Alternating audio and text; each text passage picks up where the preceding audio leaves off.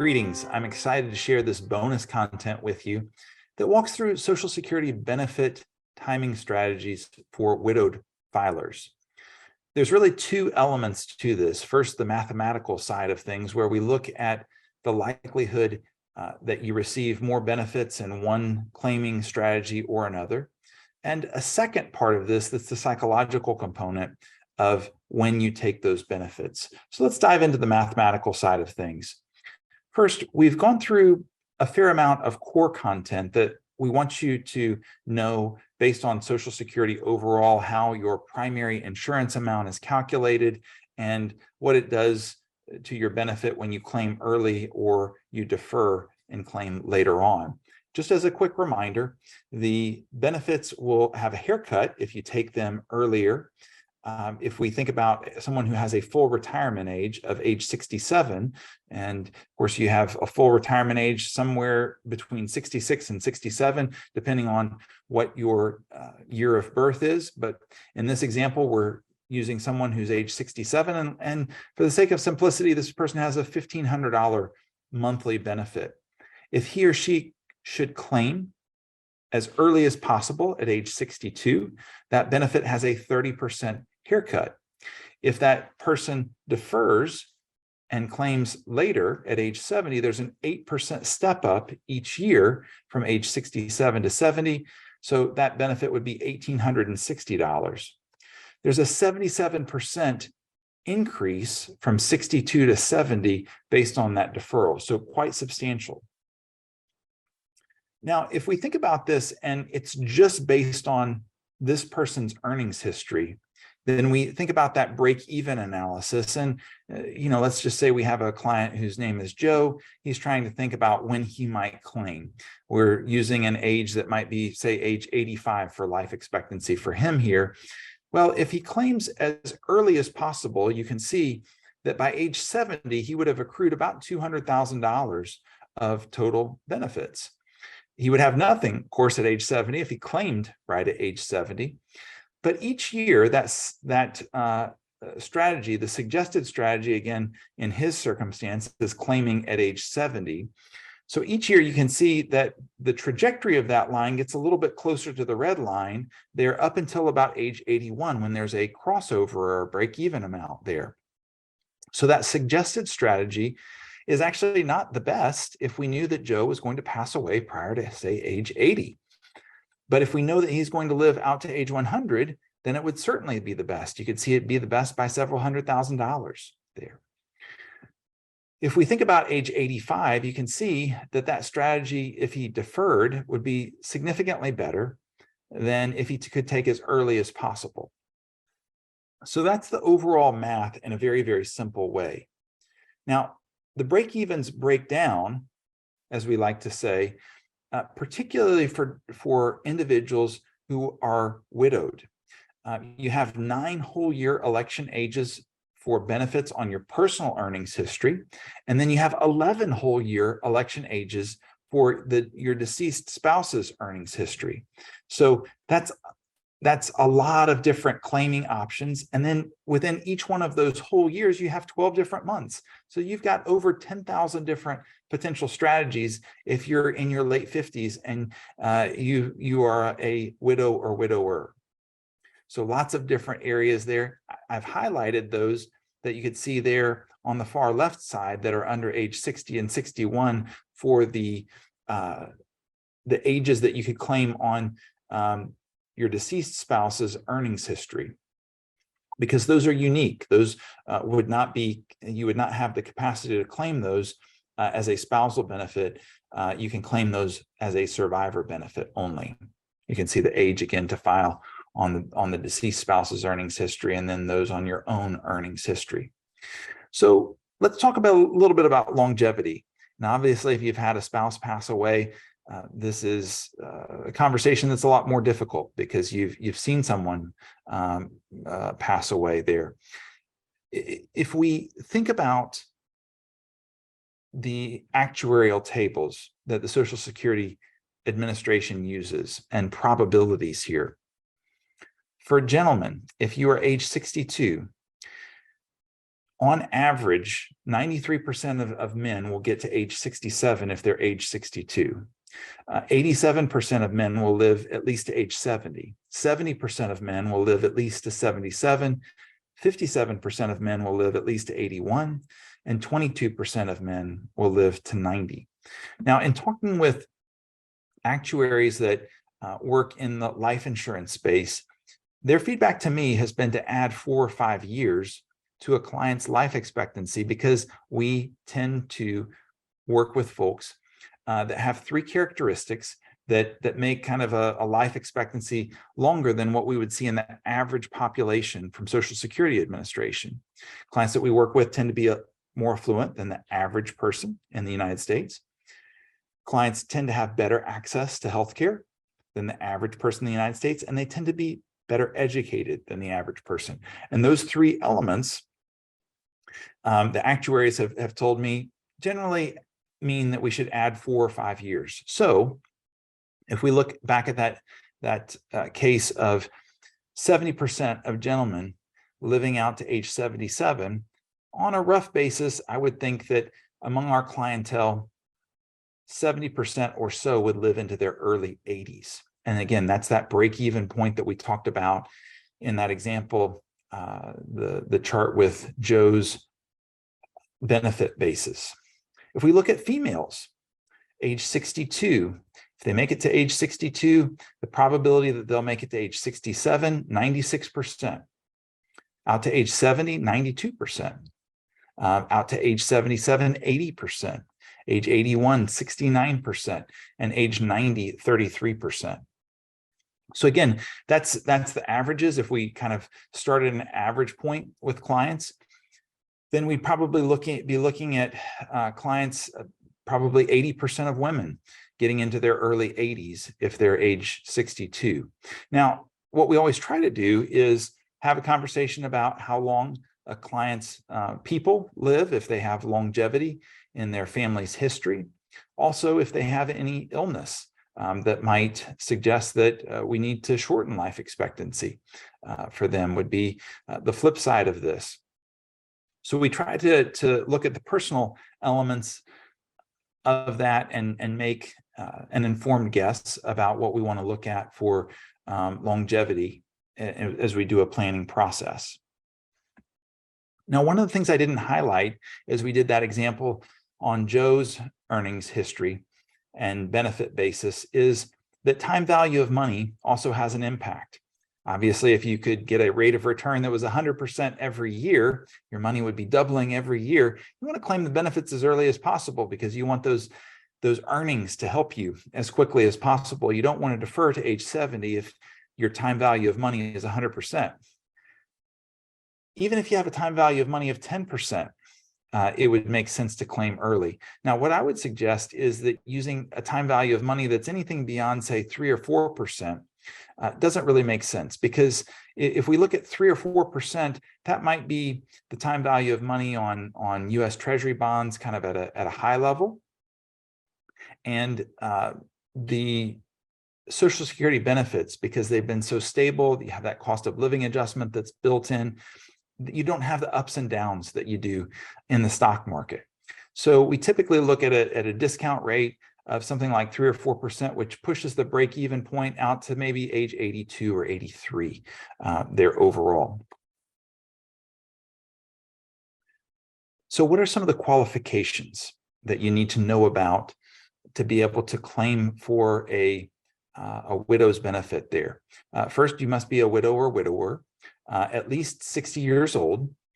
You need to be unmarried unless you remarried after age 60.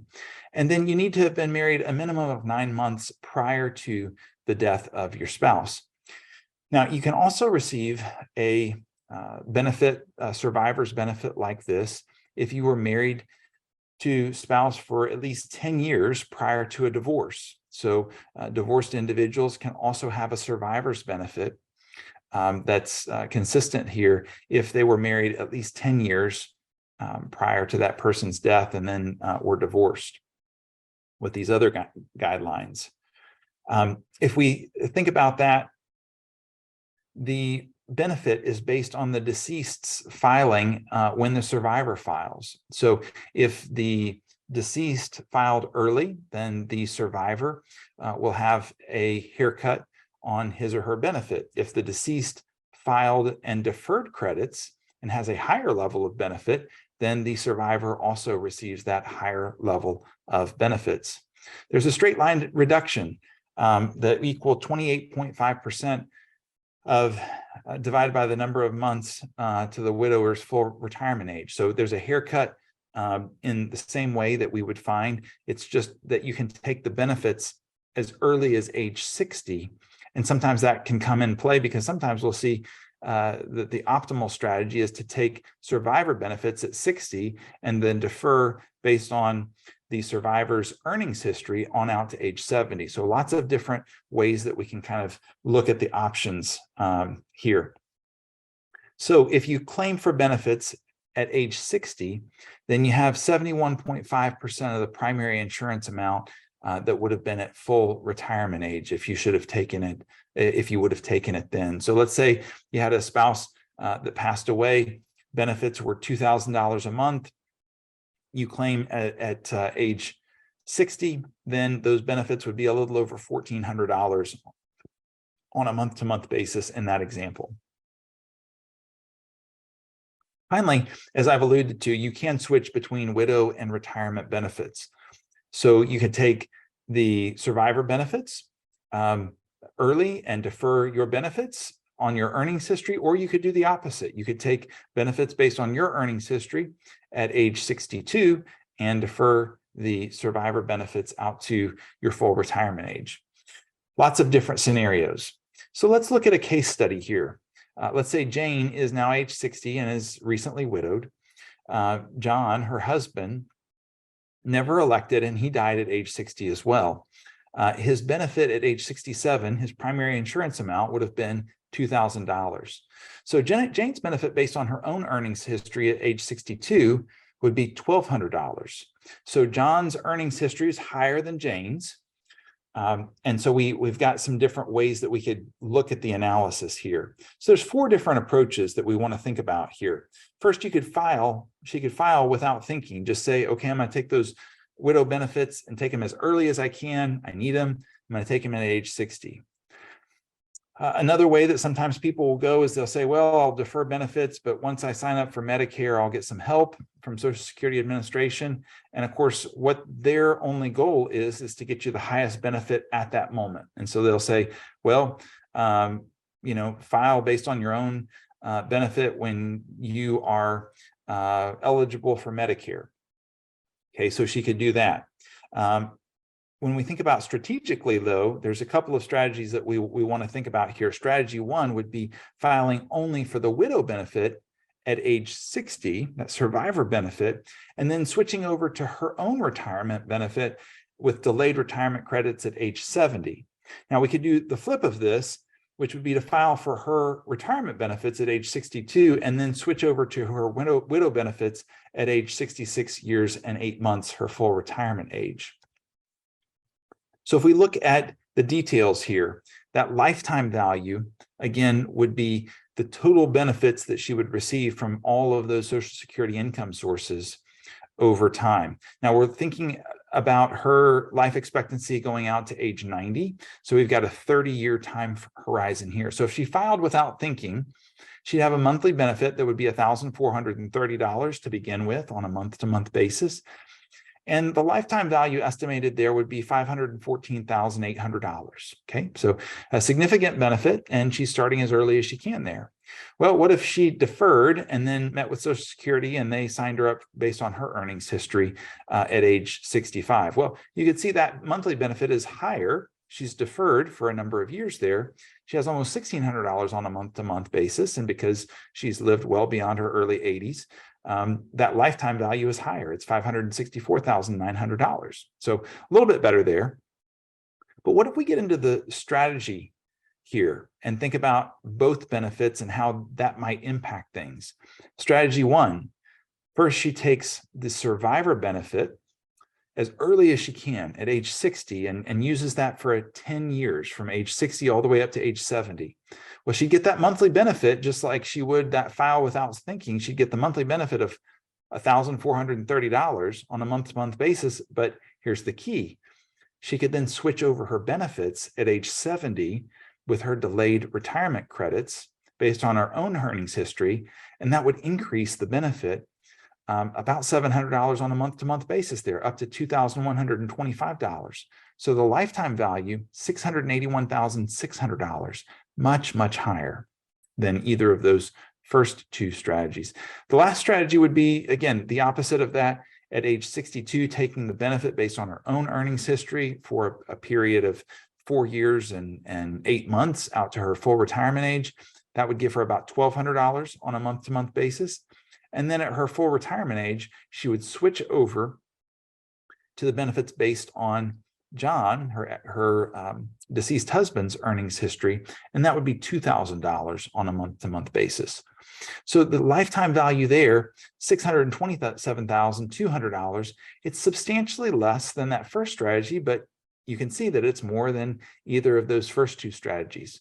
So these are the things that, as we work with our clients, we want to make sure that we're looking at the different angles, and we use a proprietary software to be able to walk through this to make sure that we're taking into account the different potential options here. So with that, that's the mathematics of this. And we can usually arrive at one strategy or another having the highest level of expected total benefits in lifetime value. The other thing that we have to surface, though, is there's a psychological component to this. And I kind of, again, liken this to the Stanford study that was done in the 1960s by Walter and Michelle, who basically put a marshmallow in front of a child and said, you can either have this marshmallow now. I'm going to leave the room in 15 minutes. I'll come back. If you've not eaten that marshmallow, then I'll give you another marshmallow. So you can have 2 marshmallows to eat if you can defer and delay that gratification for 15 minutes. That's not an easy thing for elementary school kids, and deferring benefits are not easy for anybody. There's all kinds of different stories that we can tell ourselves. If I need to take the benefits now while I can still get them, and I won't be able to use the funds later as much. So we really have to talk about the psychology there. And oftentimes what we need to come back to is actually deferring Social Security benefits can lead to a higher level of solidity in a financial plan, simply because you're getting those benefits at a higher level down the road, and you're increasing the certainty there of that income stream. So you end up taking more resources from maybe those savings that you have in the near term, but what it does is it gives you, again, more certainty down the road. Now, ironically, as you take more resources out in the near term, you have less variance there on those resources. Over the next few years, we don't know where stocks and bonds are going to go on a month-to-month or year-to-year basis. But there's a smaller range of outcomes that we might have over the next 5 to 10 years than over the next 25 to 30 years.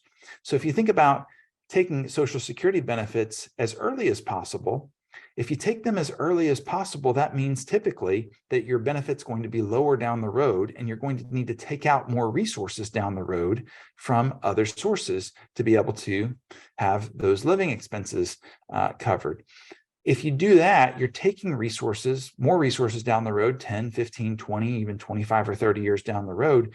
You're taking resources from a place where there's a wider range of outcomes in rates of return and inflation and all sorts of different things. So we want to talk and surface that psychological component as well as we work with clients, because we want to make sure that we find that best path that we can for them, looking at all these different facets. I hope that this has provided some nice educational value for you, that this has given you a better idea of Social Security benefits and some of the claiming strategies that you'd have as a widow or widower. If you have any questions, please reach out to us, and I hope you have a great rest of the day. Take care.